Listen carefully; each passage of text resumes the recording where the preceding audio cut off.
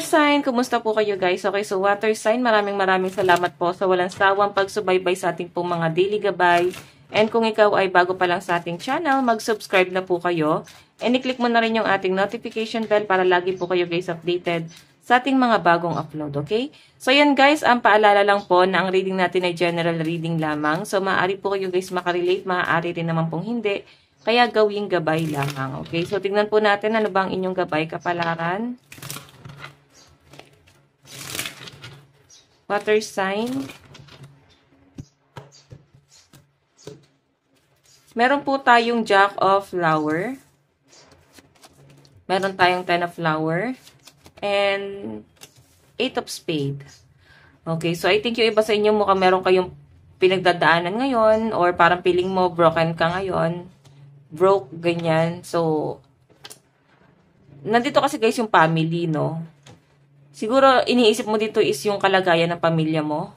Iniisip mo yung problema ng family mo or hindi ka makatulong or hindi mo sila guys alam. Hindi mo alam kung paano mo tutulungan yung family mo. Okay? So, sa pinapakita sa akin dito guys, may nagpo-provide, no? May tulong naman na dumarating sa inyo. Pero, yun nga guys, kailangan is ma-appreciate natin yung mga tulong na ibinibigay nila. Okay? So, I think iba sa inyo meron kayong pinagdadaanan ngayon sa family or problema. Meron ba kayong nakakaalitan na kamag-anak? Or pwedeng anak, kapatid, magulang, or pwedeng kamag-anak.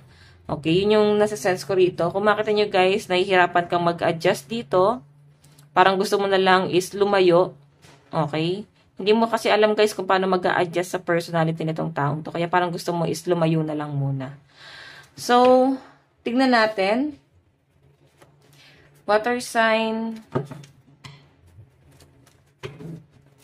Maring ano to guys, meron kang pinagsisisihan na siguro meron kang sinuportahan na isang tao. Nagsisisi ka sa mga ininvest mo sa taong to, tapos wala naman guys nangyari. Okay? Kasi parang hindi naman niya guys binalik yung mga sacrifice mo. Okay? So, tingnan natin guys.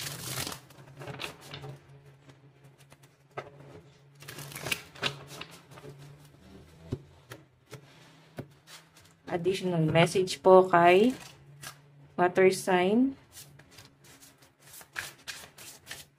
Meron po tayong temperance, sorry. Kala ko temptation. Temperance pala. Okay. Meron tayong the Fool. Meron tayong Queen of Wands. Okay. So, water sign sa malinaw na pinapakita sa akin dito. Para ka nasa madilim na kuweba, no? Napapagod ka na sa mga taong nagdidikta sa inyo ng ganito. Ganyan, di mo na alam kung sino yung paniniwalaan mo. Okay? Pero meron ka guys paninindigan dito. Alam mo kung ano yung tama. Nararamdaman mo naman guys kung sino yung dapat mong paniwalaan. Pero guys, tignan mo nandito yung temperance. Para bang ang nasa sense ko kasi rito is pag-a-adjust. May pag-a-adjust ka rito sa mga or meron kang gagawing pag-a-adjust ngayon.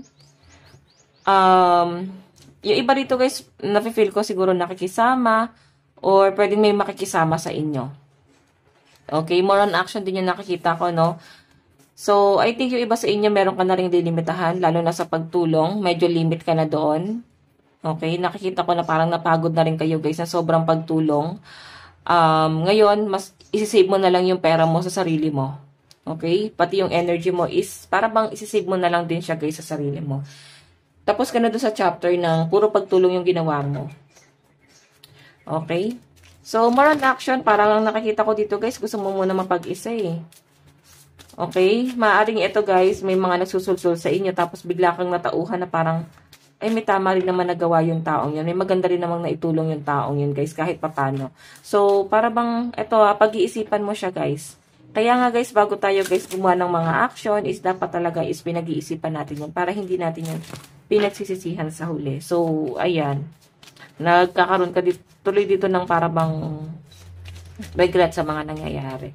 So, tignan natin guys, pagdating sa love life mo, meron tayong be proud of yourself. So, alam nyo guys, may paninindigan ka dito. Alam mo sa sarili mo, water sign na wala kang ginawang mali. Alam mo sa sarili mo na ginawa mo naman yung best mo para dito sa relationship na to. Okay? So, ayan, pasensya na, no? Maaraw. sa likod ko kasi guys, may bintana. Okay? And dito rin sa gilid, may bintana. Dito to sa likod. Okay. Parang umulan lang pansamantala, tapos biglang umaraw din, guys. So, tignan natin, guys, no? Sa love life mo yan, no? Proud ka sa sarili mo, sa mga na-achieve mo. Proud ka kahit papano na kung anong mang meron ka ngayon is pinaghirapan mo yon. Sobrang thankful ka, no? Okay, so tignan natin sa mga single naman dito, guys, siguro tumatayo ka talaga sa sarili mong mga paa at hindi ka dumedepende sa lalaki or sa babae. Hindi ka dumedepende sa kahit na kanino. Okay, pagdating naman sa inyong kaperahan, meron tayong think it through. So, yung iba sa inyo, guys, dapat ngayon pa lang pag-isipan mo kung saan mo dadalhin yung pera mo, kung saan mo siya, guys, i-invest, kung paano mo siya, guys, i-manage ng maayos. Ayan, no, pinag-iisip ka rito, baka hindi mo, guys, masyadong na-manage, nagiging magastos. So, yan po yung sinasabi sa atin dito. Okay? Tingnan natin, guys, pagdating naman po sa inyong career. Sa career naman po ni water sign, meron tayong believe in your good luck. Okay? So, I think yung iba sa inyo, swerte ka, no? Yung iba sa inyo, maaring mahina lang talaga yung loob. Ayan. Or maaring malakas naman ang loob nyo, guys, pero talagang mailap sa inyo ang swerte. Okay? I think dito yung tamang panahon. Kasi ang sabi nga dito is, maniwala ka sa swerte mo. Okay? Ibig sabihin, merong magandang mangyayari, lalo na pagdating sa career mo. So, ayan. Magkakaroon kayo sa parabang himala. Okay? Magiging okay din to, guys, no? Kung ikaw ay nag-worry pagdating sa trabaho mo, or para bang ikaw ay nababalisa, lalo na sa mga walang trabaho dito, guys. Okay? Siguro, water sign, kailangan samahan mo rin, guys, ng action. Okay? 'Di ba?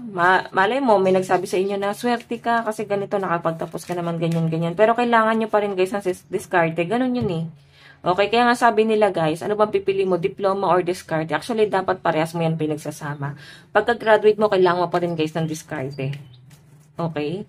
Lalo na dito sa Pilipinas, kailangan may diploma ka. Sa ibang bansa, hindi naman kasi, guys, big deal yan. Okay? Okay, so, kung ba't ko yun nasabi? Kasi, mas maganda pa rin talaga na may diploma ka tapos madiskarte ka para kung hindi ka, guys, maging successful dun sa pagiging madiskarte mo is meron kang ibang option. Okay? Kung hindi ka naman, guys, maging successful sa pagiging empleyado, at least meron kang ibang option kasi magaling ka, may diskarte ka. Okay? So, tignan natin, guys, pagdating sa mga kaibigan, meron tayong see the bigger picture. Tignan mo kung sino talaga yung may ambag sa inyo. Kung sino ba talaga, guys, yung malaki ang naitulong sa inyo, yung may na-sacrifice talaga sa inyo, pinagtanggol ka, pinagtakpan ka, mga ganyan. So, yun yung mga tunay na kaibigan. Baka hindi lang natin sila, guys, na-appreciate. Okay? Baka na-misinterpret lang natin sila. Tignan natin, guys, lalo na pagdating sa inyong family, water sign. Meron tayong breath through the tension. Yung tension, yung iba dito parang kinakabahan, o maaaring meron kayong problema pagdating sa pamilya nyo. Na parang napapabugtong hininga ka na lang, no? Sobrang hinahabaan mo yung pasensya mo, guys. Okay? So, tignan natin ano bang inyong advice. Okay. Tignan natin, guys. Advice.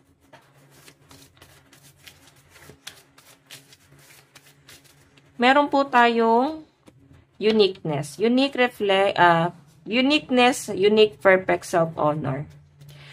Okay. Actually, guys, ito ha, namamangha yung mga tao sa pagiging unique mo. Yung may kakaiba kang ginagawa na para bang, alam mo yun, nahihikayat sila. Parang gusto nila, guys, is maging ganun din sila. So, I think, lapitin ka din ng mga taong inggit, guys, no? Inggitin ka, ganun yung nafe-feel ko sa inyo. So, guys, ang lucky number mo is 12 and 17. Ito lang po ang inyong reading. Hanggang sa muli, God bless and love you all. Bye-bye po.